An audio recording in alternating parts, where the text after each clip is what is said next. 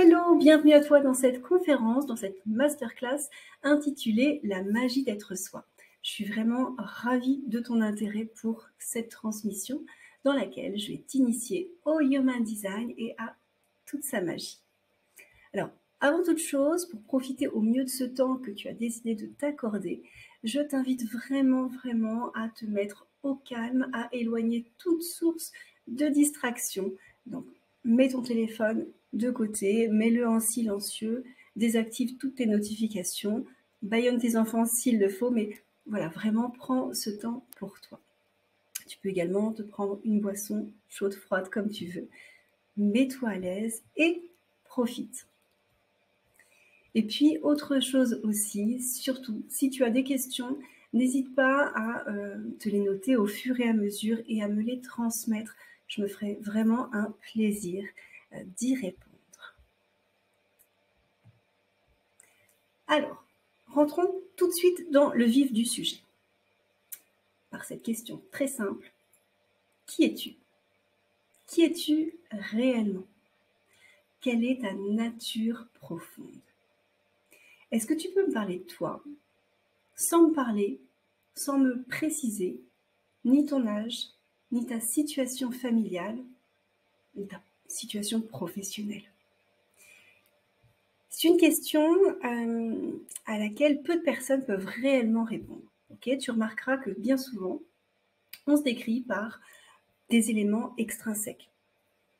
Notre job, notre statut marital, etc. Ou éventuellement aussi parfois par des étiquettes, hein, des petites étiquettes qu'on nous a collées. Okay, donc au final, qu'est-ce que ça nous dit? Eh bien, ça nous dit qu'on ne se connaît pas forcément si bien que ça. Alors, en quoi c'est un problème? Est-ce que ça va t'empêcher de vivre ta vie? Non. Est-ce que ça va t'empêcher de trouver un job, de rencontrer quelqu'un? Non, clairement non. Mais néanmoins, est-ce que ça va t'empêcher de vivre une vie dans laquelle tu te sentiras 100% aligné? Une vie qui te semblera riche de sens, où tu te sentiras à ta place, épanoui, où tu auras le sentiment de t'accomplir? Eh bien oui, très certainement. En passant outre cette connaissance de soi, eh bien justement, ça risque de te mettre des bâtons dans les roues, d'accord, de te compliquer certaines tâches. Ça risque aussi de te donner parfois le sentiment d'avancer un petit peu comme à contre-courant, d'accord, de t'épuiser inutilement. Ça peut aussi t'amener à détériorer certaines relations et même t'entraîner en fait vers certaines pathologies comme la dépression, le burn-out, vers certaines addictions aussi. Si je devais te donner une image pour schématiser un petit peu tout ça, je te dirais la chose suivante. Imagine, tu t'achètes un nouvel appareil électroménager. Tu sais globalement comment est-ce qu'il fonctionne. Okay, tu as une idée de ses petites spécificités, etc. Et puis, vu que tu as déjà le même genre d'appareil, tu te dis que ce n'est pas forcément utile d'aller lire la notice, d'aller consulter le mode d'emploi. Okay, alors, bien sûr, à un moment donné, tu réussiras forcément à le faire fonctionner, d'accord? Mais peut-être que tu vas aussi perdre un temps fou, te prendre la tête, perdre un temps fou pour comprendre vraiment comment est-ce qu'il fonctionne de façon optimale. Peut-être que tu vas passer aussi à travers différentes options, des super options qu'il a de plus que ton ancien appareil. Peut-être même que tu risques de l'endommager, je ne sais pas, en utilisant le mauvais ampérage, etc. En fait, ce que je veux te montrer, c'est que avec toi, c'est pareil. Tu peux totalement avancer dans ta vie sans prendre le temps de te connaître davantage. C'est possible. Beaucoup de gens le font. Mais c'est au risque de rencontrer énormément d'obstacles. D'accord? Donc, ça, c'est l'option A. Donc, avancer, mais sans prendre ce temps d'introspection. Ou option B, tu peux aussi prendre un petit peu de temps, prendre le temps pour fluidifier les choses. Souvent, quand on parle de Human Design, quand on parle de lecture en Human Design, on te dit que c'est un petit peu comme si tu recevais ton manuel d'utilisation. Alors, attention à ce que l'on met derrière ces mots.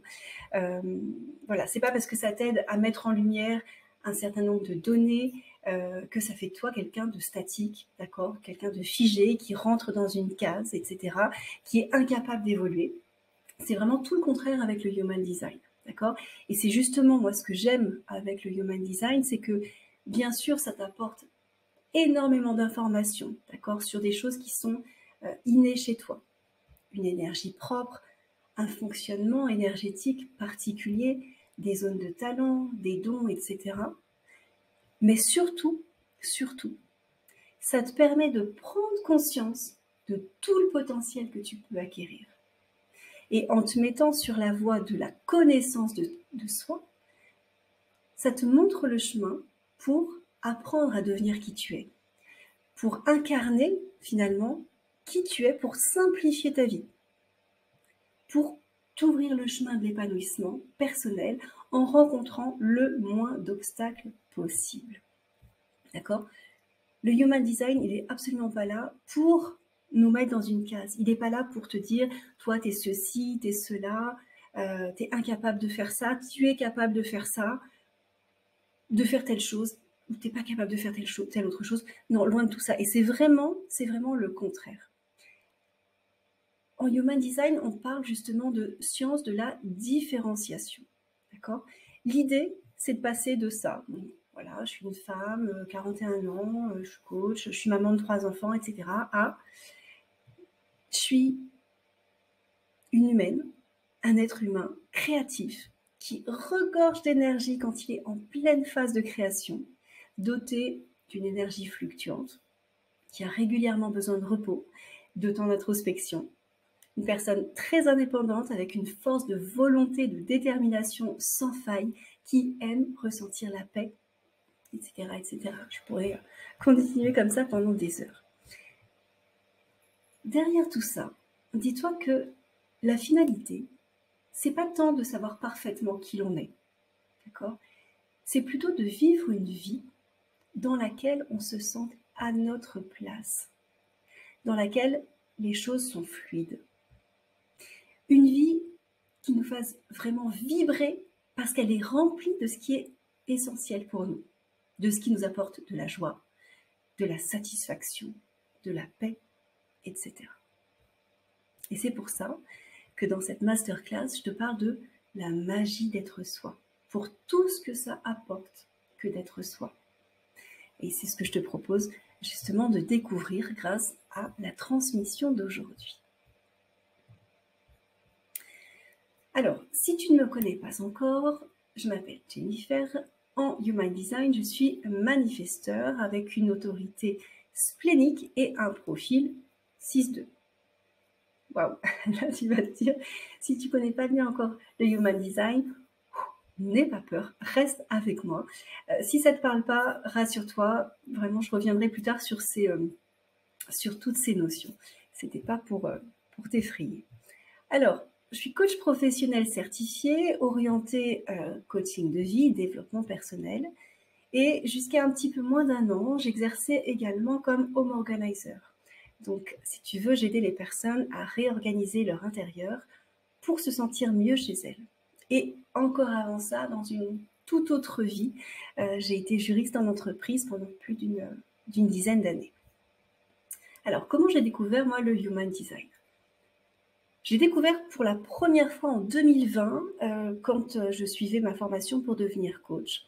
Je suis tombée un petit peu par hasard sur une masterclass, justement, qui parlait du Human Design. Alors, je suis une passionnée de l'humain, de la connaissance de soi, de la psychologie depuis des années, depuis le lycée au moins. Donc, bien sûr, voilà, ça m'a interpellée, ça a attisé ma curiosité.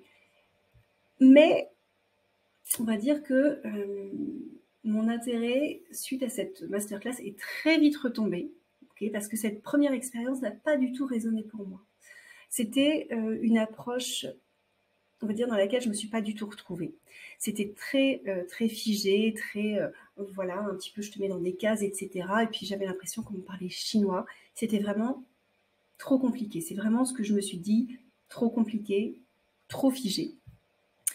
Alors, bah, tu vas me dire: «Bah, comment j'y suis retournée?» En fait, j'y suis retournée à peu près 2 ans plus tard dans le cadre, d'un coaching business où là, du coup, j'ai suivi une formation Human Design, mais dont l'approche était totalement différente. Et là, je suis passée de: «Waouh, j'y comprends rien à ce truc, c'est vraiment tellement abstrait, tellement complexe» à: «Waouh, purée, mais c'est hyper pertinent, en fait». C'est troublant à quel point finalement ça sonne juste. OK? Alors, comment je me suis formée? Bah, par plusieurs formations. J'ai aussi, beaucoup fait de travail personnel, donc je me suis aussi beaucoup formée, en autodidacte. J'ai creusé, j'ai creusé, j'ai creusé et puis là, j'ai eu plusieurs révélations. La première déjà, c'est que j'ai trouvé en fait des réponses, des explications sur énormément de choses.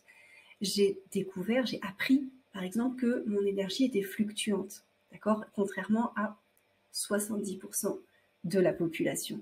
Ce qui explique déjà pourquoi, bah, je me sentais, enfin, depuis petite même, parfois en décalage, même en total décalage avec les autres.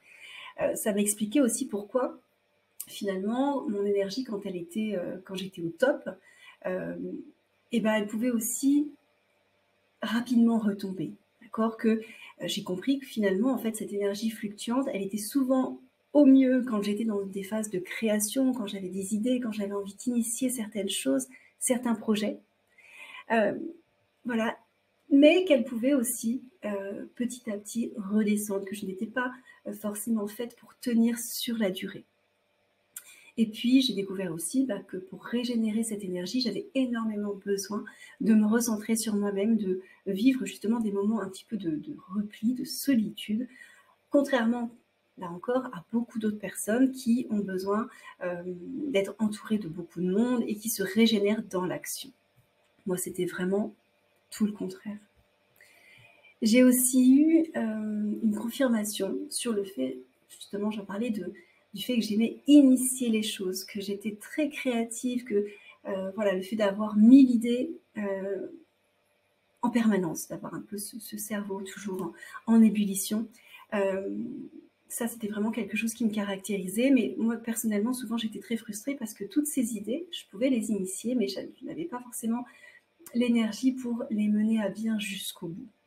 Et c'est en découvrant le Human Design, en découvrant mon profil et cetera, que, j'ai découvert finalement que, bah, c'était comme ça en fait. Qu'effectivement mon profil était ainsi fait et que, même si j'avais 1000 idées à l'heure, je n'étais pas forcément en mesure de les mettre en œuvre jusqu'au bout, mais en tout cas toute seule, d'accord? Que je ne pouvais pas forcément aller jusqu'au bout et j'avais besoin des autres profils pour venir me soutenir et prendre le relais. J'ai découvert une autre chose aussi, surprenante, mais qui en même temps m'a énormément fait de bien parce que ça m'a vraiment rassurée par rapport à mon aura. J'ai découvert que mon aura pouvait être fermée et repoussante d'une certaine manière, ce qui expliquait aussi que parfois, lorsque les gens ne me connaissent pas, ils pouvaient me trouver assez froide, assez hautaine et cetera. Donc ils avaient peut-être du mal, à venir finalement intégrer, ou pénétrer cette aura assez fermée.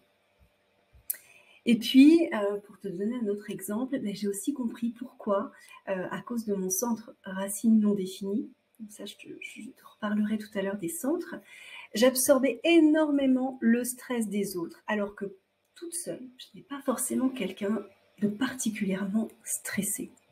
Pareil avec les émotions, j'ai un centre défini, j'ai un centre, du plexus solaire, donc des émotions qui est ouvert, ça aussi je t'en parlerai tout à l'heure. Hem Et ben, avec ce centre-là, j'ai beaucoup de mal justement avec et j'ai toujours eu beaucoup de mal avec les déferlantes, émotionnelles des autres. Voilà. Bref, voilà, d'une certaine manière, on va dire que la découverte du Human Design m'a soulagée, m'a enlevé d'un certain poids, que je pouvais avoir depuis des années. Et ce que j'aime surtout, c'est que, au-delà de la théorie, c'est que d'apprendre tout ça, d'essayer de l'implémenter, ça m'a permis justement de réaligner en fait certaines choses dans ma vie de tous les jours, de comprendre davantage certaines relations, de comprendre la manière dont je pouvais être perçue par les autres, d'apaiser aussi certaines situations avec mes proches notamment, de mieux comprendre mon mari, mes enfants, d'autres personnes. Et puis même d'un point de vue professionnel en fait, ça m'a vraiment renforcée dans l'idée de faire les choses à ma manière. J'ai compris pourquoi, moi ça collait pas forcément en fait quand j'essayais de suivre certaines stratégies, voilà, certains process en fait qui ne me correspondaient pas. Et de comprendre aussi, j'ai un fonctionnement en 3 temps, donc j'ai un processus en 3 temps. Donc j'expérimente, je prends du recul pour analyser, pour voir un petit peu ce que je garde, etc., avant de pouvoir aller vers les autres et aider en fonction de ce que j'ai expérimenté, appris, etc. Voilà, bref, tout ça, en fait, ça m'a même servi au niveau professionnel. Donc vraiment, une véritable transformation. Mais je me dis aussi que c'est que le début, en fait. Le human design, c'est pas quelque chose qu'on apprend, qu'on ingurgite comme ça et qui produit des effets de façon instantanée et sur un laps de temps relativement court. Non, c'est vraiment plus on creuse en fait et plus on découvre des choses, plus on essaye d'implémenter en fait tout ce qu'on découvre, plus on expérimente, plus on se rapproche de sa stratégie, de son autorité, etc. Et plus vraiment on s'enrichit. Et ça, c'est vraiment le travail de toute une vie. Moi, par exemple, j'essaye de plus en plus de me connecter à mon intuition. D'accord, je travaille énormément là-dessus pour m'autoriser à écouter davantage ma stratégie, à suivre mon autorité. Et puis alors oui, je fais juste une petite aparté par rapport au human design parce que ça me semble très important, c'est que il faut pas se mettre la pression en fait en se disant que voilà, c'est encore un nouveau truc à la mode, que c'est encore quelque chose de nouveau, un nouvel outil à apprendre, que l'on devra maîtriser à 100%, etc. En fait, je pense qu'il n'y a pas besoin de tout comprendre, il n'y a pas besoin de tout analyser. Déjà, avec, en tout cas c'est mon point de vue, mais avec les informations principales qu'on peut trouver sur ta charte, on peut déjà opérer énormément de changements et avoir des résultats concrets très rapidement. Alors bien sûr, je te disais que c'est le travail de toute une vie, mais voilà, l'idée c'est de démarrer sans prise de tête, de prendre ce qui est à prendre, de tester, d'essayer d'implémenter et de voir finalement en fait chaque jour l'évolution que ça peut nous apporter. Ça, là-dessus, je trouve que c'est formidable. Et moi, c'est d'ailleurs pour ça que je propose aussi des séances de découverte en fait du human design. C'est pour s'initier, pour comprendre finalement qu'il y a beaucoup de matière à exploiter, rien qu'avec des fois des choses très simples. Ça peut vraiment énormément changer notre quotidien et c'est exceptionnel pour ça.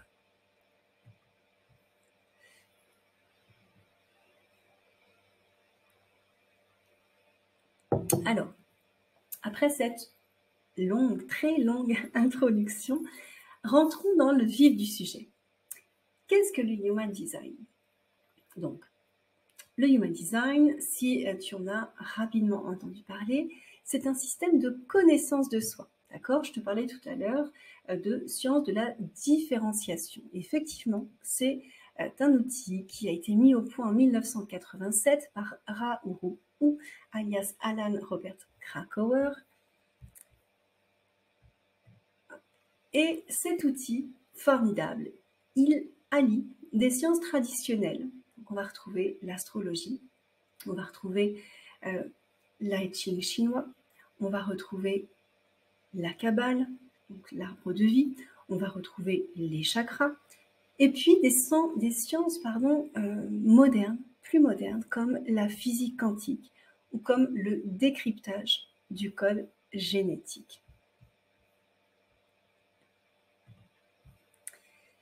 Le Human Design, c'est un formidable outil pour mettre en lumière tout ce qui fait de toi un être unique.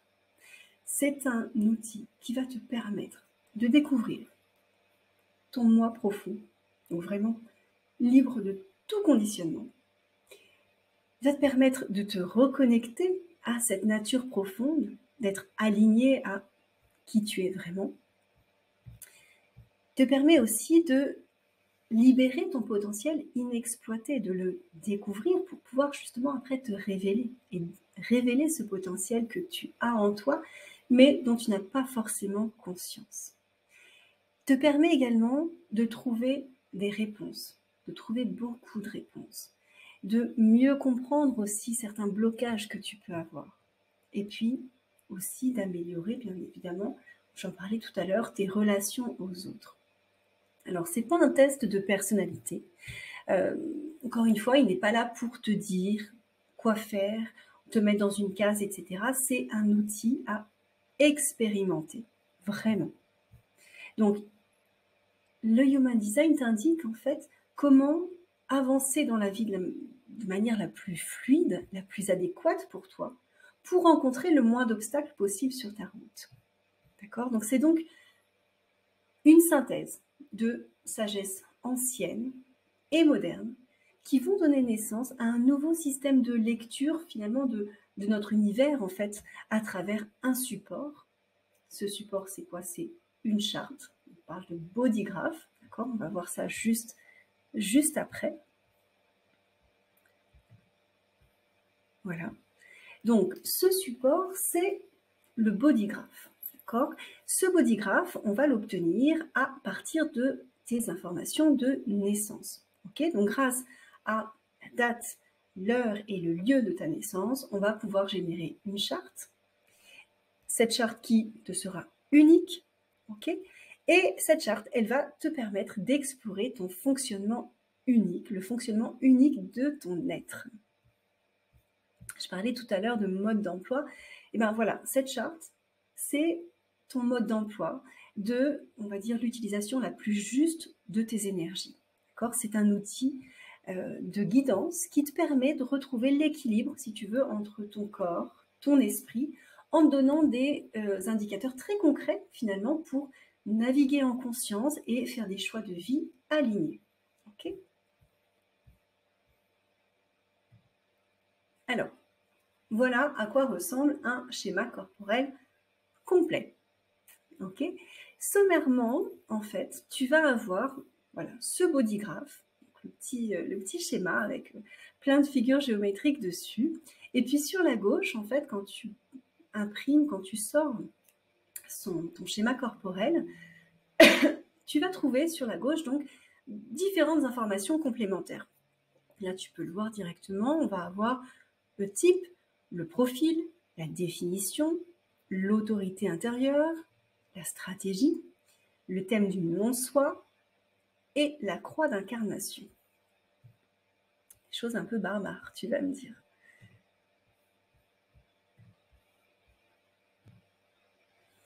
Alors, on va le prendre dans l'ordre. Le type, déjà. Qu'est-ce que c'est? Le type énergétique, c'est le premier élément super important qui va te donner ton mode de fonctionnement, ton fonctionnement énergétique, d'accord? La façon dont tu vas aussi interagir avec les autres. Ça va te donner aussi les sentiments, les émotions qui te caractérisent. Et donc quand tu es dans ton flow, etc., quand tout est bien, quand tout est aligné, et aussi les émotions, les sentiments qui caractérisent quand tu es, on parle de non-soi, ça je vais te l'expliquer juste après, mais voilà, tous ces sentiments qui te pompent vraiment ton énergie. Le type, en fait, c'est, si tu veux, ce qui va te permettre de comprendre ton fonctionnement, afin de savoir comment justement prendre soin en fait de ton énergie pour t'aider à trouver ton rythme pour vivre de façon saine et de façon épanouie.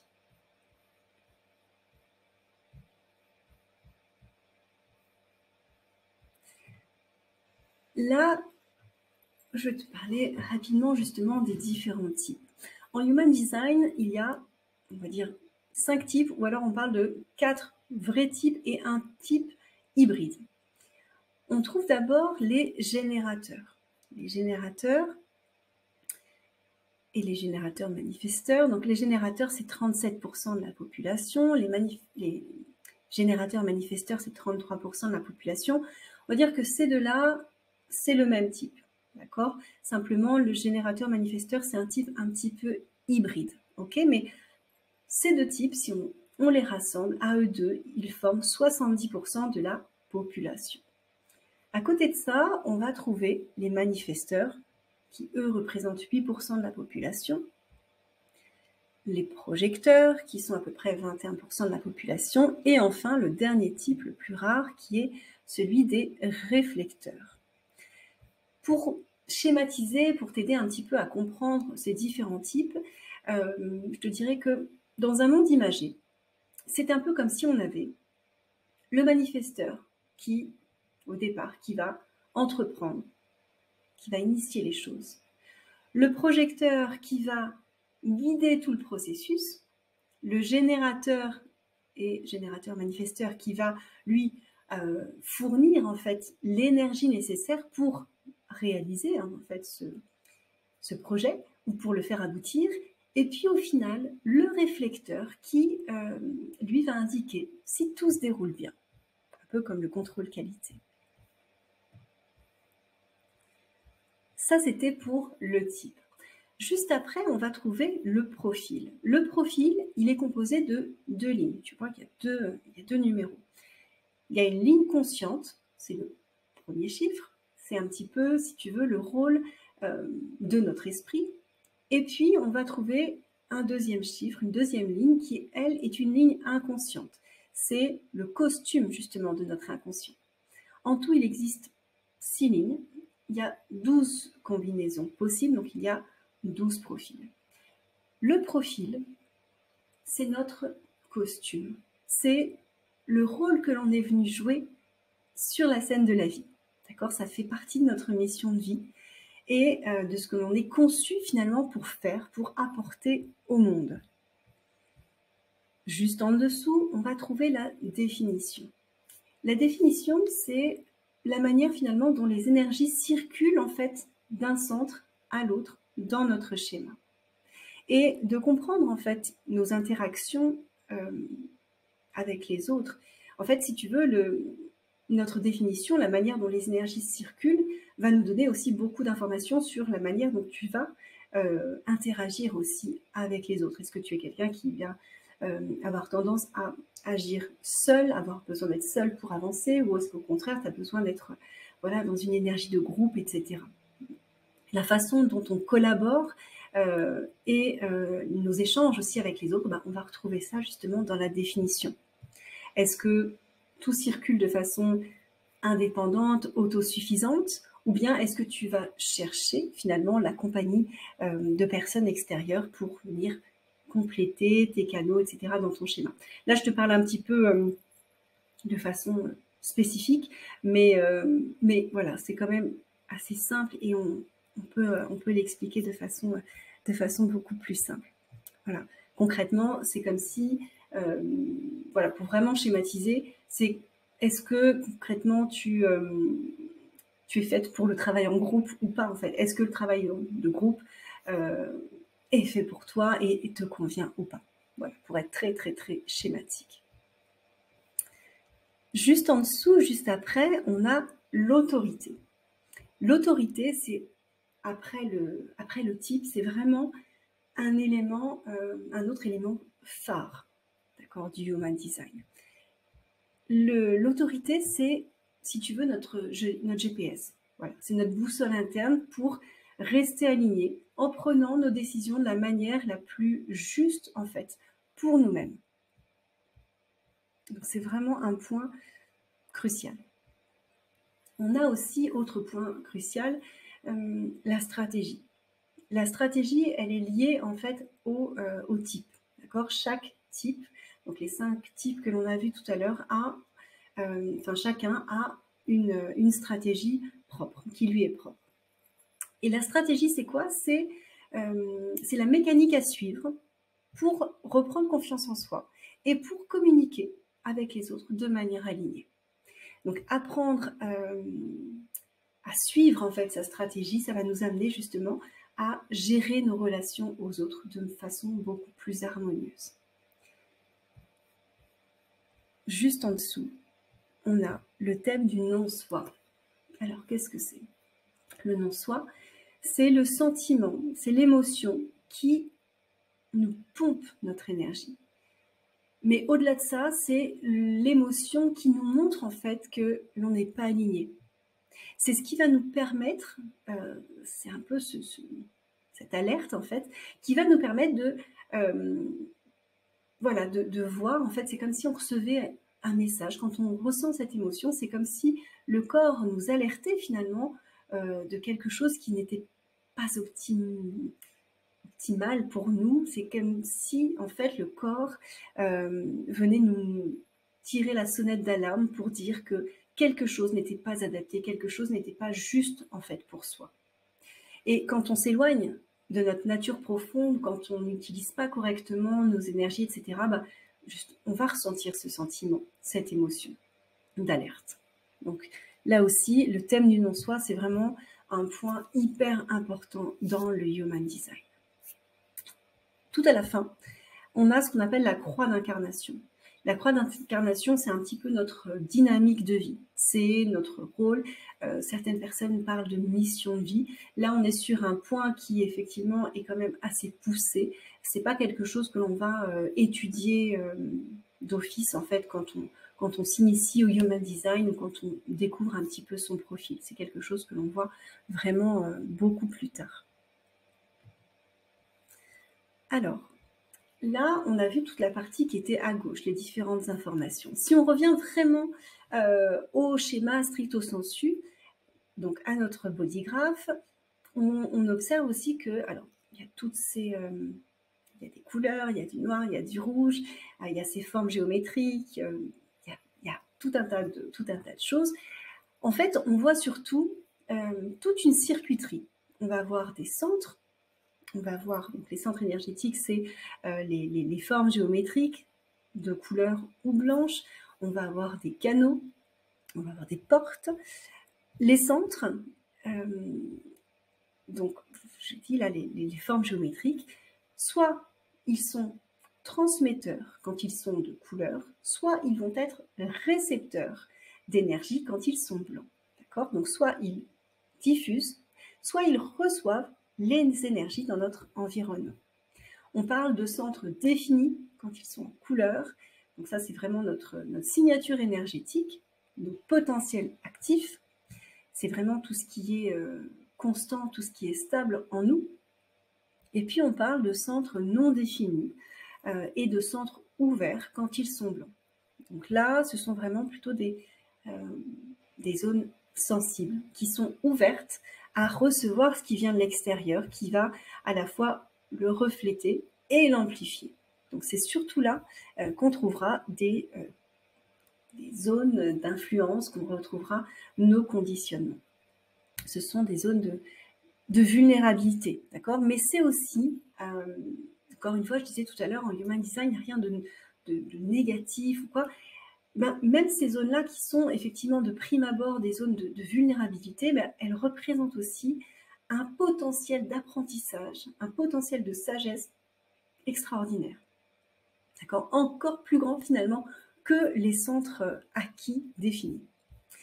L'étude de ces centres va être hyper important parce que ça sera vraiment l'occasion finalement de mettre en lumière en fait nos forces, nos talents pour pouvoir après faire ce que l'on aime en fait, mais aussi bien sûr pour identifier les défis en fait qui peuvent se présenter à nous avec ces fameuses zones un petit peu de vulnérabilité. L'étude de ces centres va nous permettre aussi de mettre en lumière justement nos conditionnements et puis tous les pièges du non-soi en fait qui sont liés à nos croyances, à notre système de croyances, à nos schémas de pensée, voilà, nos pensées limitantes, à nos conditionnements, etc. Quand on regarde entre deux centres, on voit justement des petits canaux, là encore, en couleur ou blanc. Les canaux, ce sont toutes les routes qui vont connecter les centres par l'activation des portes. Donc les portes, ce sont les petits chiffres, les nombres que l'on va trouver à l'intérieur des centres. Et du coup, ces canaux vont permettre, en reliant deux centres, d'activer finalement, de faire circuler l'énergie, de fusionner en fait deux centres pour créer un champ de force. Et les portes, donc ce que je viens d'expliquer, c'est que voilà, ce sont les petits numéros en fait devant chaque canal dans les centres. Et les portes, ce sont les activations d'un potentiel énergétique. Et là, on va le voir, on a certaines portes qui sont colorées, qui sont entourées, donc des portes actives, et d'autres qui sont en dormance, et d'autres encore qui ne sont pas du tout activées. Alors, on a également sur ce schéma, je le disais tout à l'heure, on a de la couleur, on a du rouge, on a du vert. Alors, la couleur des centres n'a aucune importance. En revanche, ce que l'on voit dans le design, le rouge et le noir, c'est tout ce qui est design et tout ce qui est personnalité, en fait. Concrètement, tout ce qui est en noir, en fait, c'est tout ce qui est relatif à notre personnalité, donc au domaine conscient, et tout ce qui est en rouge, c'est relatif à notre design, donc à notre inconscient, notre partie inconsciente. On va retrouver, donc à gauche, on a le design avec des sigles, on retrouve les planètes, une partie de l'autre. Les planètes avec des numéros de porte qui, là encore, viennent mettre en lumière nos potentiels dans différents domaines spécifiques. Chaque planète va représenter un domaine.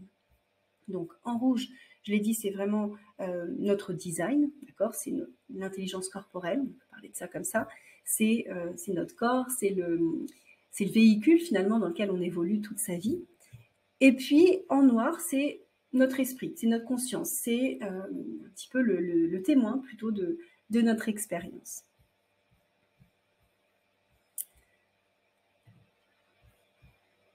Hop. Alors, on va revenir au centre.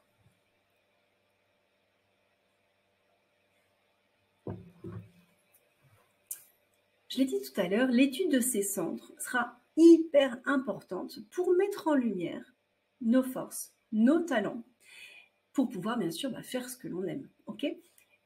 Mais ça va être hyper important aussi pour pouvoir identifier les défis en fait que on va pouvoir rencontrer, les défis qui peuvent se présenter à nous avec nos zones de vulnérabilité.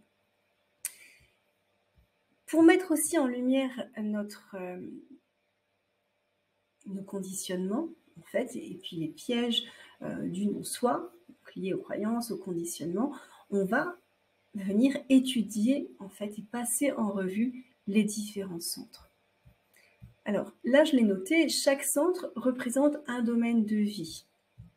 On a par exemple le tout premier, tout en haut, si on démarre du haut, la tête, qui est effectivement le centre de l'inspiration, de l'information, de toutes ces pensées, de toutes ces informations que l'on reçoit. Juste en dessous, on a l'ajna qui est le centre de la rationalisation, de la conceptualisation des choses. C'est, on va dire un petit peu, alors c'est pas tout à fait comme la tête, c'est-à-dire que la tête reçoit les inspirations et les pensées, et l'ajna va, comme un ordinateur, venir rationaliser, catégoriser tout ça, voilà, tout classer, etc. En dessous, on a le centre de la gorge, un centre hyper important qui est le centre de la manifestation, de la communication bien sûr, mais aussi surtout de la manifestation. On a juste en dessous le centre G, c'est le centre de l'identité, c'est le centre du soi, c'est le centre de l'amour aussi. En descendant, on va trouver le centre du cœur, le centre de l'ego. Là, c'est vraiment le centre de la volonté, de la détermination, de l'estime de soi. On a sur la gauche le centre splénique, qui est le centre de l'intuition, mais aussi de la santé, du système immunitaire. On va retrouver, si on part de l'autre côté, le plexus solaire. Là, c'est vraiment le centre des émotions. On retrouve au milieu le carré du milieu qui est le sacral. Donc là, c'est vraiment le centre de l'instinct, le centre de la vitalité, c'est voilà, la force vitale, le sacral, et tout en bas, on a le centre racine. Là, c'est un centre de pression, le centre de la pression physique, le stress, l'adrénaline, etc. Voilà, donc comme on peut le voir, vraiment, chaque centre représente un domaine de vie.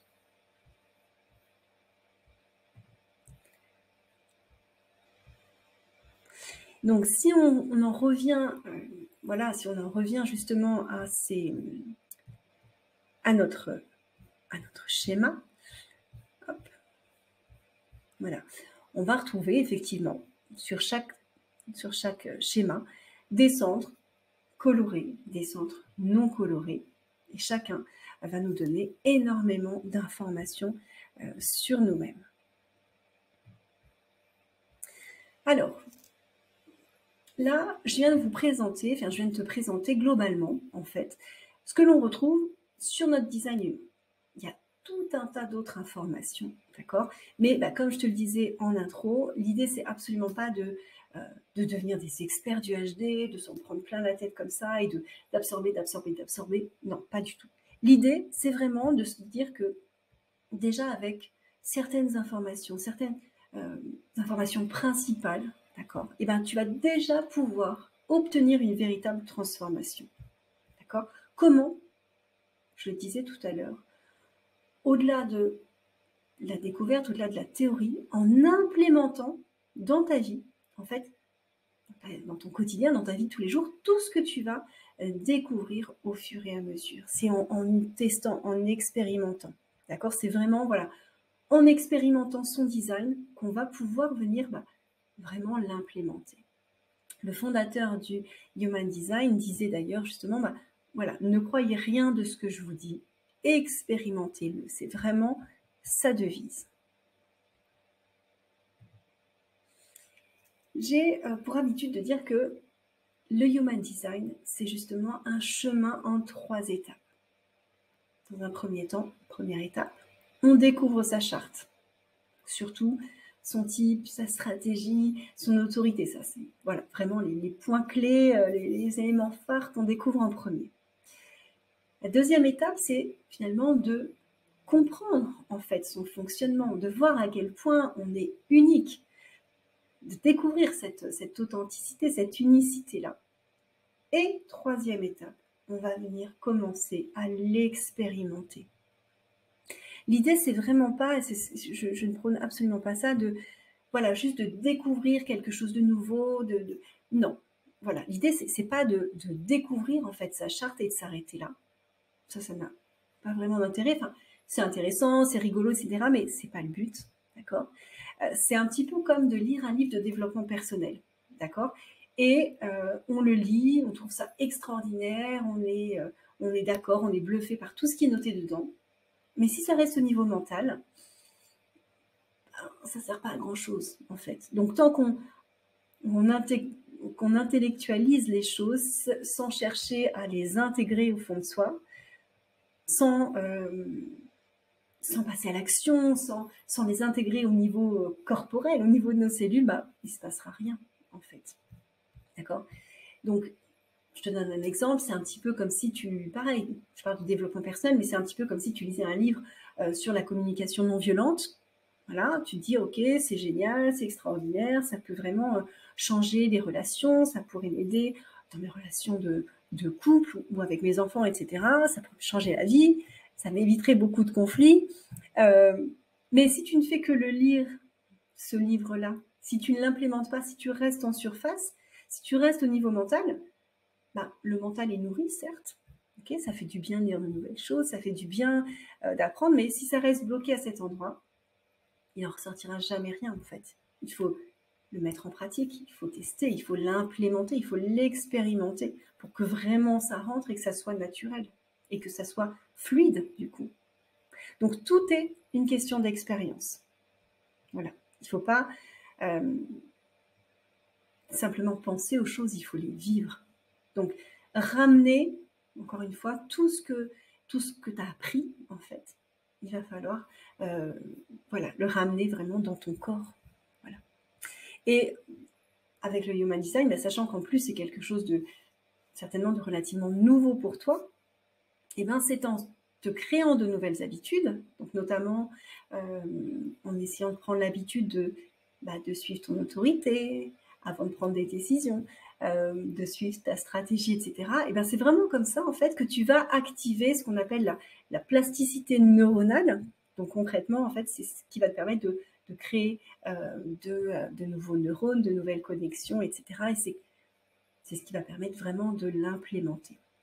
Donc ce qui est voilà, ce qui est magique en fait, c'est vraiment de découvrir à quel point on est unique, d'accord? Et surtout à quel point lorsqu'on s'aligne en fait à notre charte, lorsque l'on s'aligne à qui l'on est vraiment, tout devient beaucoup plus simple, tout devient beaucoup plus fluide pour nous.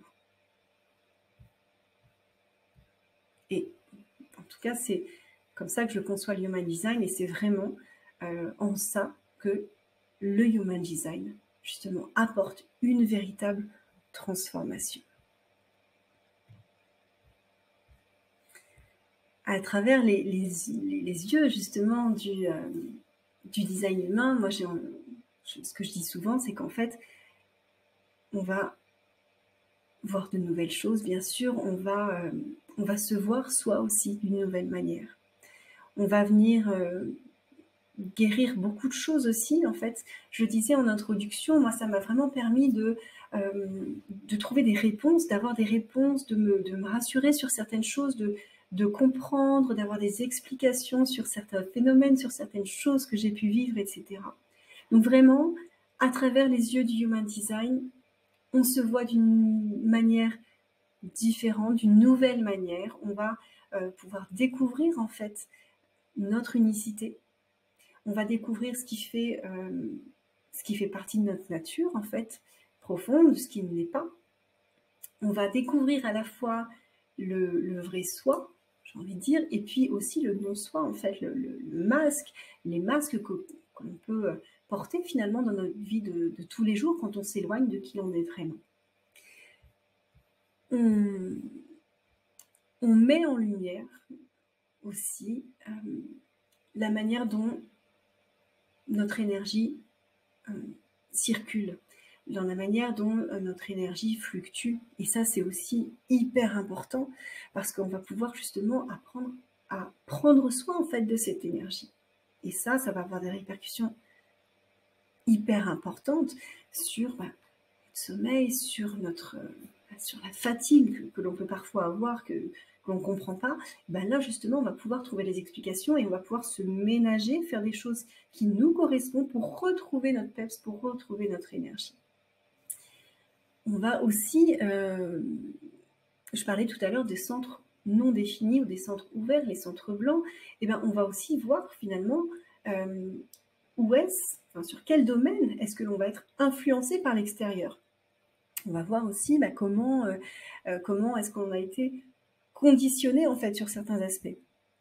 Et vraiment, ça va te permettre de te rendre compte que lorsque tu agis comme ça, avec ton mental, sans suivre ta stratégie, je parlais tout à l'heure du non-soi,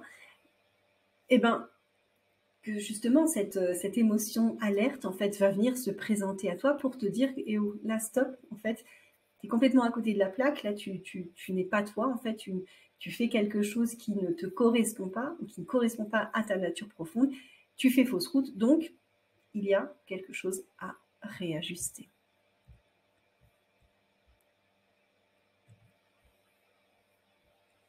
Donc pour moi, les cadeaux vraiment que t'offre le design humain, c'est alors la connaissance de soi bien évidemment, c'est la possibilité surtout de développer ce qui pour moi est indispensable à une vie épanouie et alignée, à développer un amour de soi inconditionnel.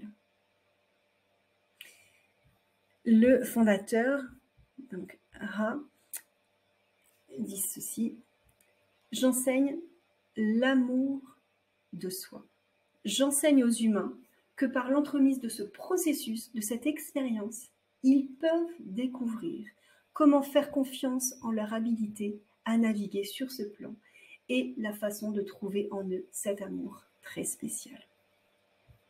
Bien évidemment, on aimerait, là je fais une petite aparté, mais on aimerait pouvoir se décrire souvent que par des choses positives, d'accord? Mais ce que nous apprend l'Human Design aussi, et quand on découvre justement les parts de soi, nos potentiels, etc., mais nos parts un petit peu plus sombres, nos parties plus vulnérables, etc., et ben, l'idée, c'est justement de nous amener à cet amour inconditionnel, en fait, d'aimer toutes les parties de nous-mêmes, pas forcément celles qui, en société, font bien, et voilà, c'est un tout. Nous sommes un tout. Et l'idée, avec cet amour de soi inconditionnel, c'est voilà, d'aimer vraiment toutes ces parties de nous. D'accord? Donc on a en nous justement cette dualité, des choses qu'on accepte de mettre en avant parce que notre système de valeurs fait que c'est positif, des choses que l'on rejette en se disant bah non, c'est pas nous, nanana, nanana. Mais au final, là, ça va venir justement nous montrer en fait que toutes les parties de nous-mêmes sont valables et qu'elles sont toutes belles. Ok? Moi, par exemple, pendant longtemps, je refusais de me voir comme quelqu'un de parfois assez en colère, etc. Enfin, voilà, j'avais pas envie d'être une femme en colère, de crier, etc. Et puis au final, l'émotion de la colère chez un manifesteur, c'est justement cette émotion du non-soi. Donc, en, en découvrant l'Human Design, en découvrant finalement cette partie-là de moi, bah, ça m'a fait du bien en fait, parce que je me suis rendu compte que j'avais plus à décrier en fait cette partie, à rejeter en fait cette part de moi, parce que je comprenais enfin que cette colère que je pouvais ressentir avait un intérêt. Et c'est grâce au Human Design en fait que j'ai découvert ça. Cette colère, finalement, elle est là pour m'aider en fait.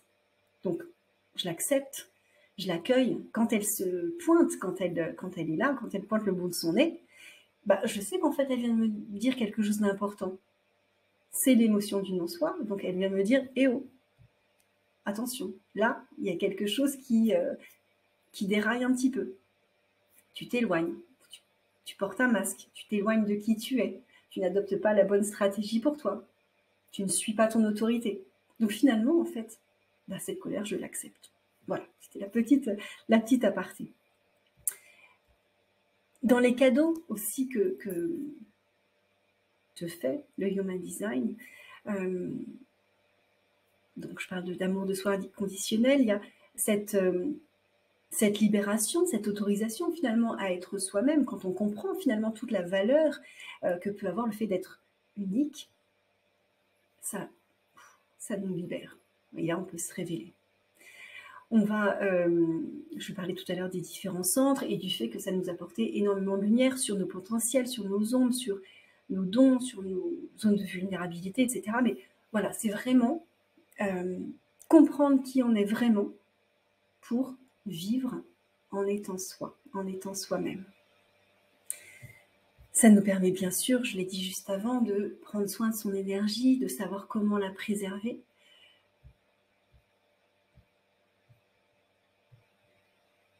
Et quand je parle de libération aussi, je parle de libération du conditionnement.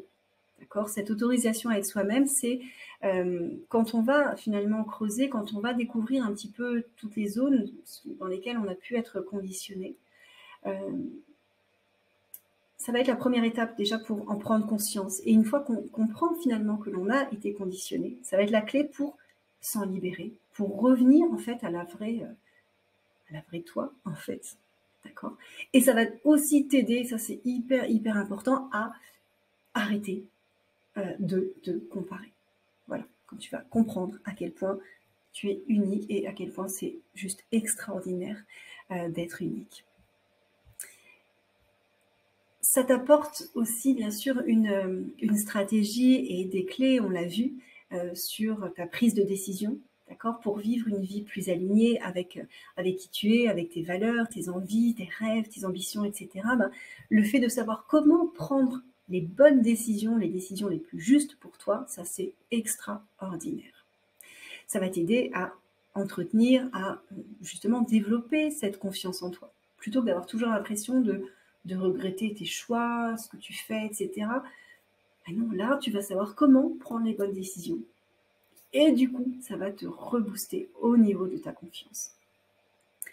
Enfin, je parle du fait que le Human Design te permet d'améliorer tes relations aux autres. Parce qu'effectivement, en fait, dès lors que l'on comprend que chacun a une énergie, que chacun a un mode de fonctionnement complètement différent, ben, ça te permet justement de prendre du recul sur certaines situations. Ça permet d'accepter les autres, de les aimer finalement pour ce qu'ils sont. Okay. Voilà, donc pour résumer, moi j'ai envie de dire que c'est vraiment, ça te permet de vivre une vie consciente et éveillée. C'est vraiment une véritable libération, dans le sens où on comprend qu'on est tous uniques, que l'on peut être qui l'on est, que c'est ça qui est magique, et qu'on n'est plus obligé de faire comme les autres, de copier, d'imiter, de rentrer dans un moule, etc. On comprend vraiment à quel point le fait de vivre en fait notre unicité va nous aider au quotidien. Tout va être plus simple, tout va être plus fluide. Je le disais à l'instant, on ne va plus passer notre temps à regretter nos choix. On va s'entraîner en fait à prendre les bonnes décisions. Donc ça, on va aussi éviter énormément de conflits avec notre entourage, etc. On va apprendre à respecter son énergie, à gérer nos hausses, nos baisses de forme, etc. Et moi, ce que je veux que tu retiennes vraiment, c'est que le Human Design te permet d'accueillir toutes les facettes de toi-même, sans jugement, pour petit à petit, finalement, venir te libérer en fait des avis extérieurs, te libérer du point de vue des autres, de la reconnaissance des autres, etc.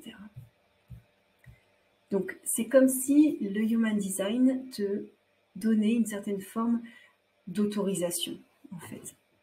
J'en parlais en introduction, ça a été mon cas, mais c'est le cas pour beaucoup de personnes. Souvent, en fait, le Human Design vient confirmer certaines choses à propos de soi que l'on savait déjà. Et c'est comme si, en fait, il y avait des tas de choses, en fait, parfois que tu sais, tu as l'impression que tu sais exactement comment tu fonctionnes, etc. Mais tu avais du mal à l'accepter parce qu'en fait, c'est pas forcément classique ou ça peut être un peu en décalage par rapport aux autres, etc. Et bien là, du coup, plutôt que de continuer de rejeter un petit peu ces parts de toi en disant que ça ne correspond pas à ce que les autres font, à ce que la société attend, etc. Et donc à rejeter et à ne pas accueillir en fait ces parts de toi, et bien là, en fait, le Human Design te permet justement de t'accepter tel que tu es et de t'autoriser à être toi-même. Et aujourd'hui, alors j'ai fait beaucoup d'autres outils de connaissance de soi, etc. Mais vraiment, je trouve que le Human Design, c'est vraiment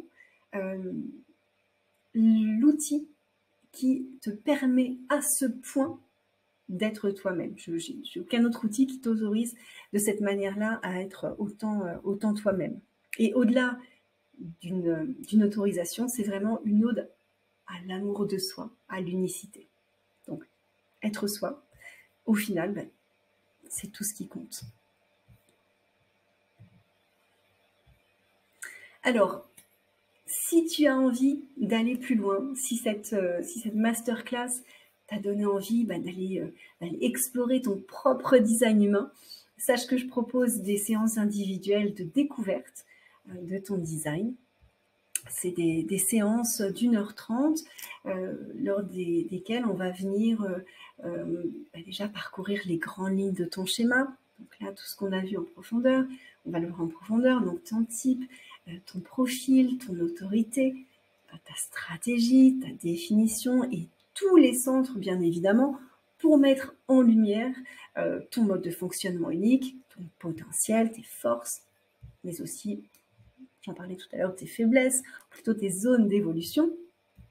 Et puis, suite à la séance, en fait, tout ce que l'on voit ensemble est retranscrit dans un livret personnalisé au format PDF. Donc, tu peux tout reprendre par la suite pour vraiment pouvoir relire, implémenter, expérimenter au quotidien. Voilà, et ça, ce livret, je te le transmets juste après notre séance. Si tu as des questions, encore une fois, n'hésite pas à revenir vers moi. Je me ferai vraiment, vraiment un plaisir de t'éclairer. Donc, j'espère que cette masterclass t'a plu. J'espère vivement avoir le plaisir de te retrouver très, très, très bientôt. Donc, en attendant, je te souhaite une excellente journée et je te dis à très vite.